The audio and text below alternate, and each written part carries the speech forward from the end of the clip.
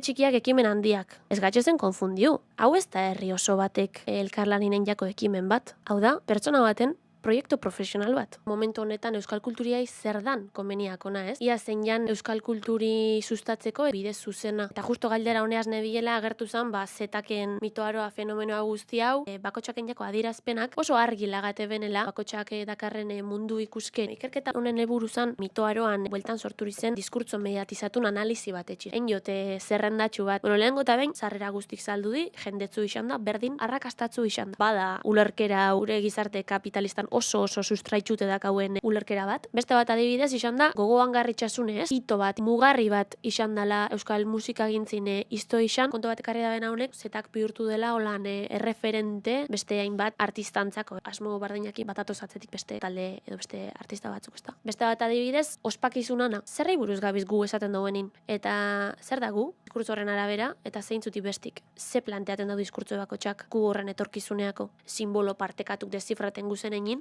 jutenga aurre ezagutza batzuk hartzen. Horietatik abiatzen gazgu gero munduaz harremantzea.